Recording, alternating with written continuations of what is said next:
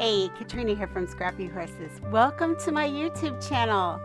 Today I'm working on sort of a country layout that was inspired by a couple of challenges. So let's start out in Design Space and see what we've got going on. If you follow my YouTube channel, you know that I do a lot of my designing and forethought in Cricut Design Space because I do use a lot of die cuts, and this project is no exception. You can see on the far left, I have my layout as it's going to look. And then working towards the right side of the screen, you see the different pieces. And it's all written out there for you. So if you want to pause and take a look at that, that would be super. Really not much to say except for about that oboe reed thread. Oboe reed thread is thread that I used in my past life making oboe reeds. And I have a lot of it left over, so now it's sort of moved over to my craft world. It's a double F strength, and you'll see that later in the video when we're putting it together exactly what it is. I will also include the information on where you can find the Polkadoodles paper and the Canifang images in the box below. So let's head on over to the craft table now.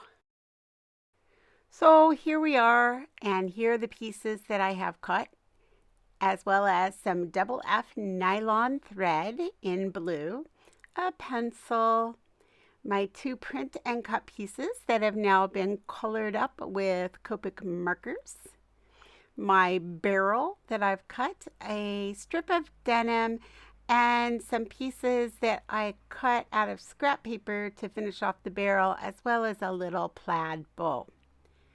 I'm going to take that paper from Polkadoodles and I'm just sort of eyeballing where I would like to fit that onto my page in my art journal book.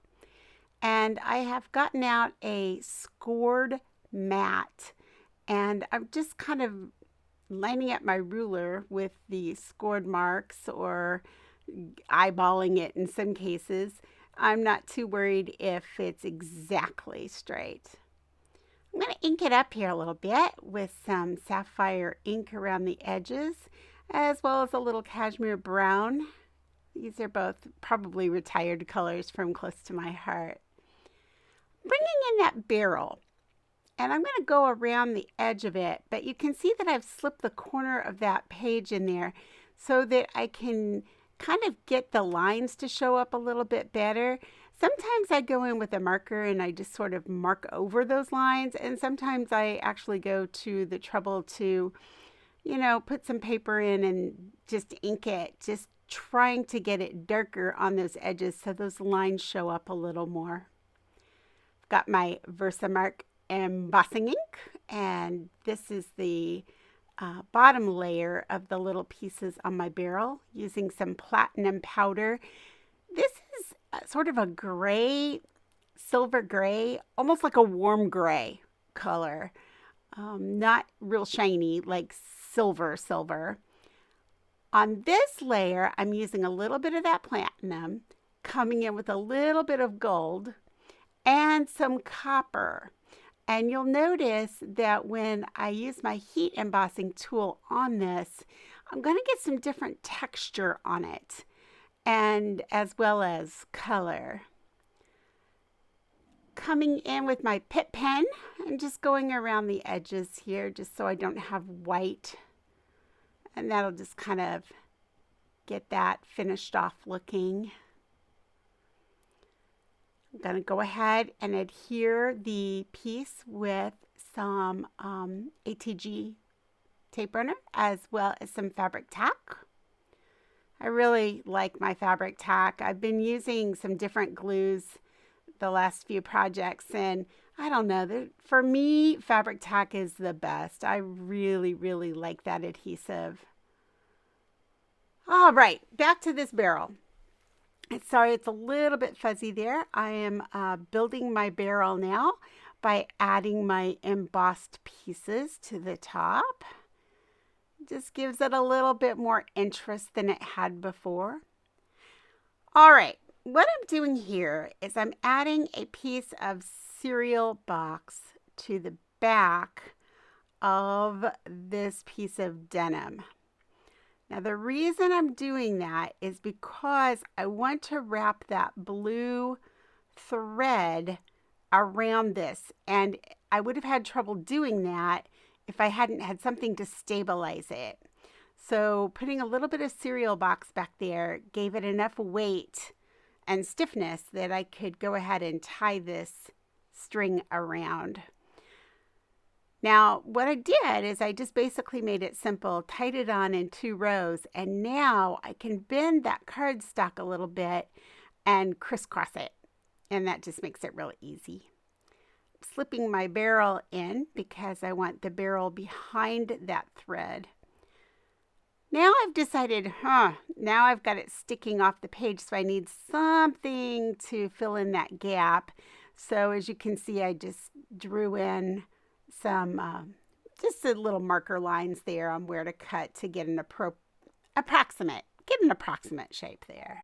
I end up cutting a second layer of that cereal box and adding it over, and then I decided, you know what, I need a little bit here at the bottom too. I just sort of just visually marked where I thought I should cut it, went ahead and just sort of made that up as I went along. With all the little pieces of cereal box in place, I can now add a little bit of Fabri-Tac to the back and glue it into place. Now this next section here, what I'm doing is I'm laying in my pieces, my little Connie Fong Digi here, the watering can, and figuring out exactly where I want those threads to crisscross and where that little bow is going to lay. So what I'm going to do once I have my bow the way I want it, I'm going to come in with just a little Zots dot, you know, those little sticky glue dots, and I'm going to place it underneath that thread and to hold that in place. And then I will stick the bow over the top of that, and that's what I've already done here. I'm moving on to some lettering now. I've got some Post-it removable labeling tape. I've turned it upside down so the sticky side of the tape is up, and I'm laying my lettering on upside down and backwards. Okay, so the correct side of my letters is getting taped down to the sticky side of this tape. And it's backwards so that when I flip it over, I can actually just adhere it to the page. And that's what you see me doing here. I'm just positioning it where I want it, burnishing it in with my fingers, and then I will slowly and carefully pull that Post-it tape off. Now you see the eyes being a little stinky there and not wanting to stay.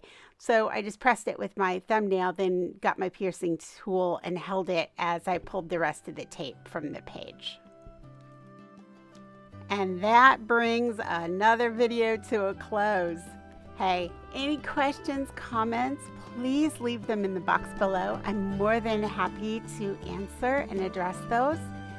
If you have any ideas of something you'd like to see, especially like in Cricut Design Space, let me know. I'm happy to address any questions you might have there also.